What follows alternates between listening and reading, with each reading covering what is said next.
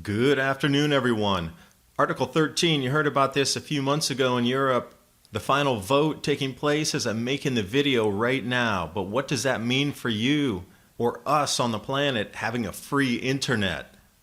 If the current version of Article 13 goes through, videos may be blocked from being seen in the EU. And also reposting of links coming out of Europe, very restricted in the new bill. So talking about olive oil shortages in Italy, Guardian talking about 57% drop in olive oil harvest. You wouldn't even be able to share this photo in Greece of bare shelves. And does it stop at government drafts being released because part of it was written by European scholars and scientists, published in Europe but cited in the full climate report? I wanted to share this report because extreme hot days dominated in the 1930s, and NASA coming out saying it's the fourth warmest global surface temperature. These are links that you're not going to be able to share through Europe. I couldn't even share with thick ice gone, Arctic sea ice changes more slowly, meaning gaining sea ice, and sharing video links about preparing for a grand solar minimum, greenhouse plans, so you can better prepare yourself for these coming changes. Will that be free to share through social media, or will that be restricted as well? And speaking of restricted, YouTube, 26 likes, 7 comments, and 0 views. I guess that is the world we live in. And during these uncertain times, I've teamed up with my Patriot Supply long-term food storage, a nice, affordable starter kit, 2-week food supply, 1,500 calories per day, breakfast, lunch, and dinners, plus the 4-gallon storage containers included in that. This is a good first step in getting more self-sufficient. And if you click through the Prepare with ADAPT 2030 page in My Patriot Supply, you can get this starter kit for $75. Please remember there's a limit of 2 per household in this special offer.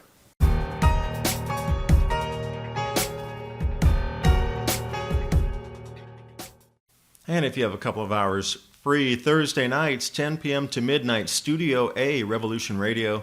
I'll be your host, David Dubine, for Mini Ice Age Conversations, discussing all the changes you're seeing globally with weather, how that connects to the economic cycle, and then looking to the future, how you and I can better prepare ourselves for these changes that are mappable because it's a cycle.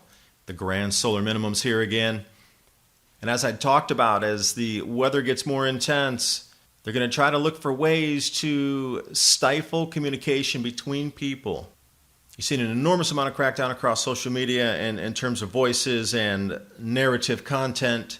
Well, here we are. You heard about Article 13. It dropped off the radar completely, but here it is again. The final vote in the European Parliament for Article 13 in the EU Copyright Directive. You've already seen the handiwork of the lawmakers over there because every website you visit now has that little pop-up window that says you have to accept the cookies. Yeah, all those websites globally adopted that because the EU made that a law first. And if you're looking for the direct document, European Commission, I've linked that in the description box below. It's such an important issue, and I can't believe it hasn't gotten more news coverage. I mean, literally in the mainstream media. A lot of independent media is picking it up or has picked it up, but it just didn't get the coverage that it could have. Because when you look into this here, possibility of blocking millions of people from uploading or being able to watch videos inside Europe from the YouTube platform, but at the same time on the social media, any link that you share, that might be any type of event, is now going to fall under this new copyright directive. Any photo that you share, any video that you share, that has any type of content that comes off a news organization or video site or website, everything's affected now. Every single word is affected. So then YouTube creators saying, well, if Article 13 goes into effect, might be blocking EU. But I like Dill's comment above at the top there. What would this mean for us creators outside of Europe? Well, it means me as a content creator, since I'm talking about a link that originated in Italy about protesters demanding aid for olive growers because the horrendous winter for the second winter in a row that's decimating the olive groves. Because this has been picked up by all the local news broadcasters in Italy and then recirculated through all the European news publications that were willing to take the story. If I were to use that in my video, it wouldn't be able to be shown inside the EU. Now, since the UK is still part of the EU, this would absolutely cover the UK right now. So anything coming out of The Guardian, such as this, Italy sees a 57% drop in olive harvest as a result of climate change, scientists say. They're talking about extreme cold weather for the second year in a row that is so ferocious and so beyond what these plants are able to handle during the wintertime that the entire production region has collapsed due to the losses from cold on these trees. Or anybody that's inside Europe that hasn't the time to do the research and can just watch 5 minutes of Adapt 2030 videos to get a full 6-7 hours of research squeezed into 5 minutes, they're not going to be able to access that. Nor these images talking about Greek shelves being sold bare. Anything. And where the grayest area is in the U.S. Global Climate Change Research Program. Okay, it's a U.S. global report. But inside there's scientists and academics that are in the EU that published their works within the EU. And it's been republished in newspapers and different magazines, etc., referencing those. This is all affected too. Because when I see things like at the very top, draft, do not cite, quote, or distribute, and I looked a little deeper there and it said extreme hottest days dominated by the 1930s. So I whited that out there. Warmest temperatures. These are the extreme hottest days on record that we have so far. And this went all the way to 2015. And NASA and NOAA both coming out saying the fourth warmest year on record is, this year. I thought it was supposed to be getting warmer, but now it's fourth warmest. Look for fifth or sixth warmest as we cruise through this next couple of years of intensification of the grand solar minimum. But I wanted to point to the chart there at the bottom. What I see at play here, in my own opinion, is a lowering of temperatures in the past to make it look as if a linear trend up. I encourage you to do the research in the 1930s and look for some of the old charts pre-1971 to take a look and see what the temperatures were until they started getting into the satellite era. But continuing into the article here, fourth warmest on record since 1880.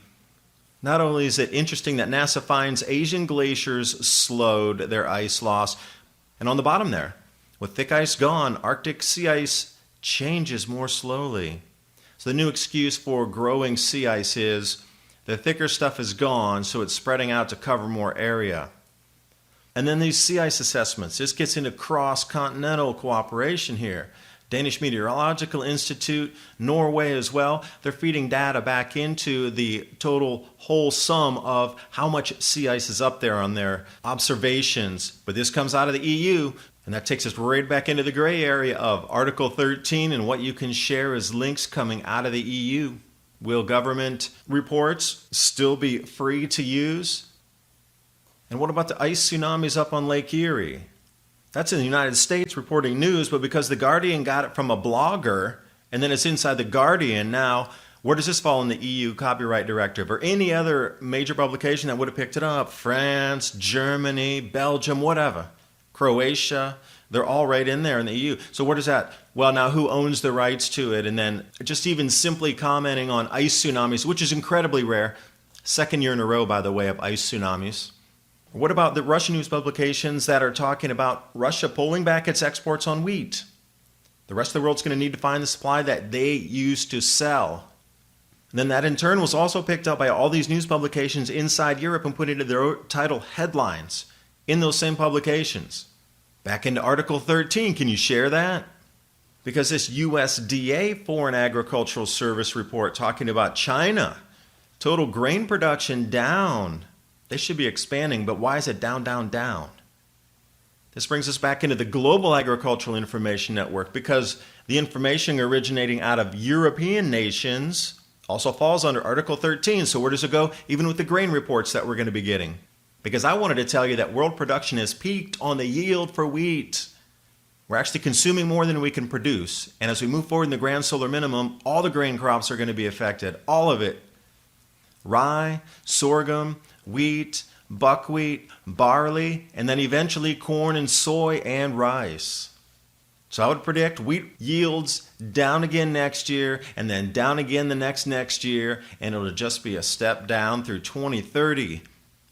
And to what point does it roll over and then the governments either help us and tell everybody what's going on, we're going to have to find our own solutions. So what if I want to share this link to you in the EU, that I think this is an amazing video talking about ways you can get greenhouses up and running during a grand solar minimum.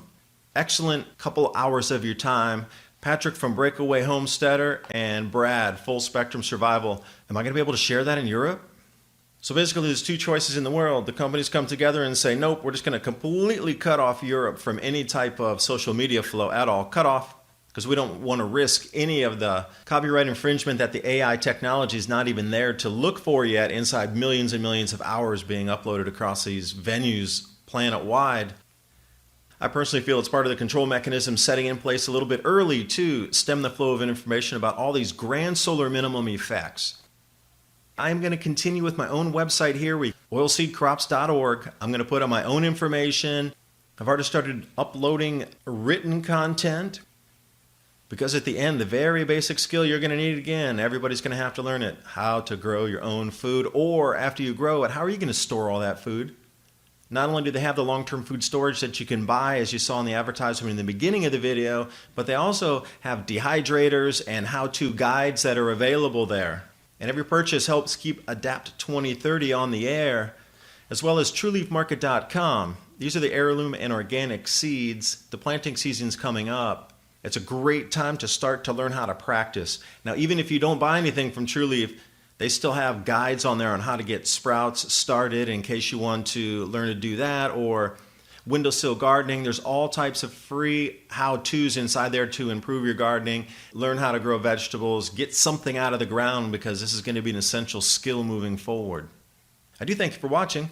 All social media links for Adapt 2030 in case you want to get your information in a snippet of 1 minute or less.